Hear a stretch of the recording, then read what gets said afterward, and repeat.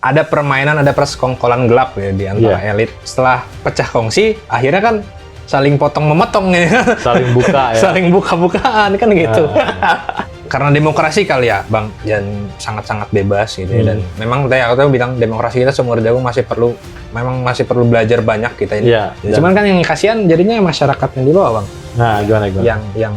Yang hanya bisa melihat gitu kan, yang hanya bisa menyimpan harapan kepada mereka bahwa ya negara ini milik mereka, udahlah gimana mereka bodo amat lah. Yang penting saya bisa makan. Kan jadi kayak gitu.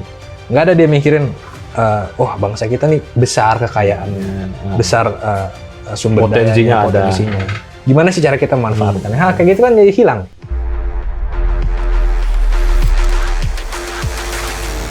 Halo sahabat OMB, obrolan bola di Bali.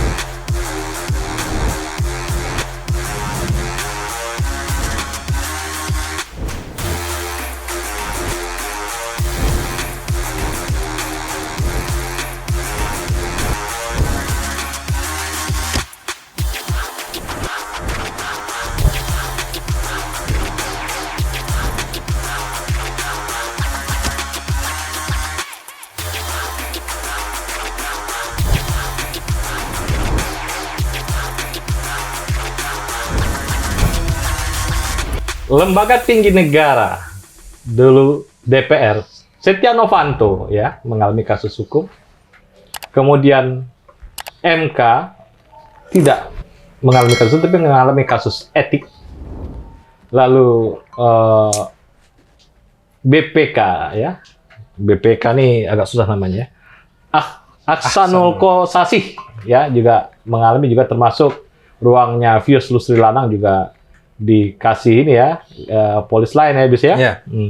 Nah hari ini kita akan bahas ini ada apa dengan lembaga tinggi negara, bahwa kasus korupsi ini di tingkat elit luar biasa ya. Ada di zaman Setia Novanto, yang DPR, ada kasus Kossasi di BPK, ada di KPK bis ya, ada di KPK.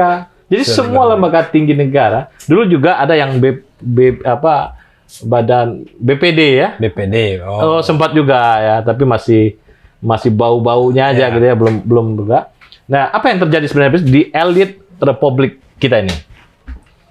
Oke, makasih Bang, udah ngasih kesempatan ya. Memang asik Bang, ini kalau aku lihat, aku nggak ngikutin banget sebenarnya kasusnya Aksanul Kossasi. Cuman aku tahu dia salah satu pihak ya yang memuluskan terjadinya proyek BTS ya, proyek BTS yang bodong ya, korupsi BTS itu ya. Ya mungkin memang ada permainan, ada persekongkolan gelap ya di antara elit, terutama buat yang BTS ya. Ya tentu pasti karena BPK adalah salah satu lembaga yang akan mengaudit gitu kan, akan memeriksa, ya, kayaknya perlu dikasih nih jatah gitu. Makanya Aksanul Kossasi dikasih jatah. Kayak gitu. Cuman untuk hal-hal lain kayak tadi Bang Meldi sempat nyinggung Pius juga di polis lain. Ya, banyak sih faktor-faktor yang mungkin terjadi dan segala macam ya. Memang ada perang proksi Bang, ada perang proksi nih. Perang proksi. Ini kayak mafia Hongkong, mafia Italia ini ya. Banyak kali ini perang proksinya di ini. Iya, itu Bang. Yang aku tahu lah, yang aku dengar-dengar. Iya. Jadi ini mafia-mafia ini yang berjalan sampai sekarang, yang kita nggak tahu nih apa maksudnya gitu ya. Iya. Dan tentunya dia kan pemeriksa keuangan bis ya. Tapi kok bisa dia minta jatah, dia kayak apa bis? Kayak kantor kelurahan bis ya? Kayak ngurus KTP gitu. Ya biar urusan kelar, urusan cepat gitu kan, nggak diganggu, nggak dicolek-colek kan, ya kan bisa jadi. Bisa gitu. aja. Tapi dia harus diperiksa tuntas bis. Iya. Nggak mungkin sendiri bis. Iya pasti. Nggak mungkin, ya kan? Ya memang korupsi ini sangat-sangat merusak ya Bang. Bayangkan ya sebenarnya kalau uang hasil korupsi ini ibaratnya kita anggap misalkan total semua itu ya 1 triliun aja kan gitu.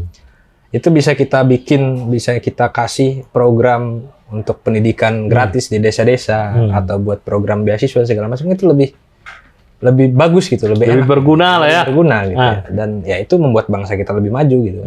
Nggak kayak sekarang gitu ya. Uangnya malah dipakai buat kekayaan pribadi, uangnya buat dikorupsi sehingga orang-orang yang pengen sekolah tapi nggak bisa sekolah jadi nggak bisa sekolah gitu. Kan kayak gitu. Ya, ini kan duit besar ya, dan besar banget. Ya, dan ini menjadi bagi-bagi kue kekuasaan Iya, aja ya. bagi-bagi kekuasaan.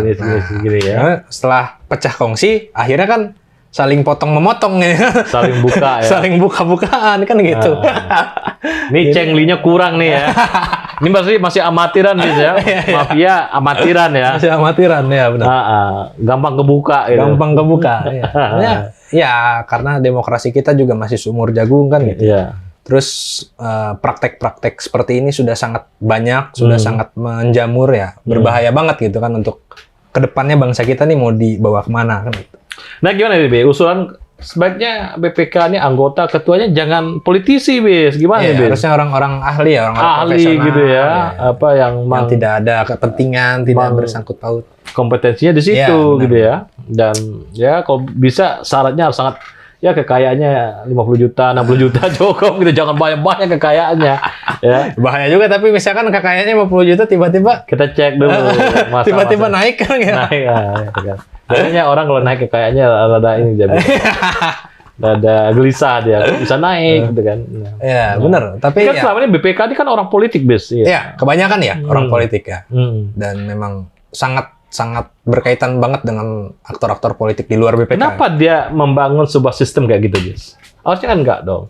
Ya, karena demokrasi kali ya, Bang. Dan sangat-sangat bebas gitu ya. Dan memang tadi aku bilang demokrasi kita seumur jagung masih perlu belajar banyak kita ini. Iya. Gimana cara menjalankan konsep demokrasi yang baik, menjalankan konsep demokrasi yang ideal sehingga ada lembaga-lembaga yang harusnya independen gitu ya. Yang lembaga-lembaga yang harusnya tidak berkaitan erat dengan aktor-aktor politik, aktor kepentingan yang di luar lembaga tersebut ya.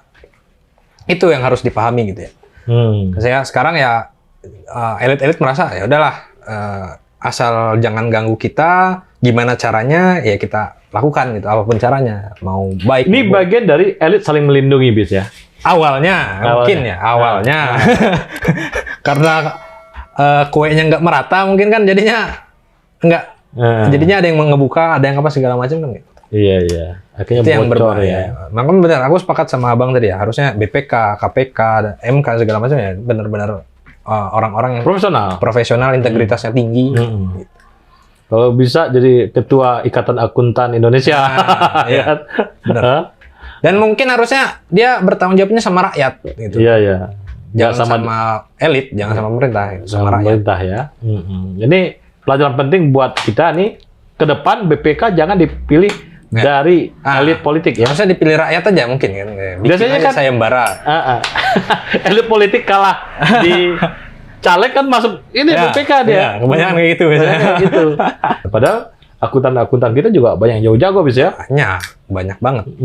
Dan ya itu salah satu yang membuat pada akhirnya ada ketidakjelasan arah pembangunan kan karena ya ini mah semua permainan elit gitu. Orang-orang mikirnya kayak gitu kan, jadi malas.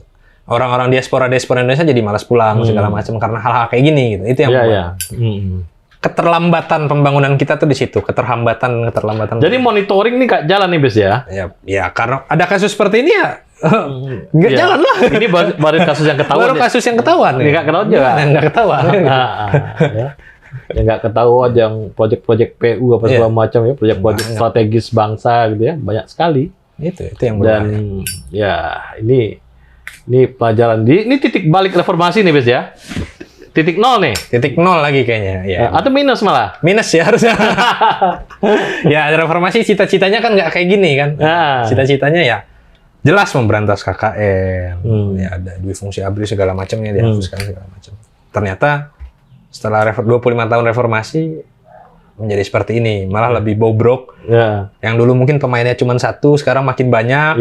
Banyak pihak yang bisa mengakali aturan-aturan mainnya. Ya ini sangat-sangat jauh dari cita-cita reformasi. Ini semua lembaga tinggi negara sempat kena ya. Dulu ada yang korupsi DPD yang bayar 100 juta ya, benar-benar. Siapa namanya? Irman Gusman. Ya, lupa aku namanya itu. Itu kan juga sempat kan. DPR. Berarti semua lembaga tinggi pernah kena ya? Iya, DPR. Kecuali MPR ya, belum MPR. MPR ya. MPR ada ayam soalnya. MPR nggak ngapa-ngapain kan? Kan dia sekaligus anggota DPR kan?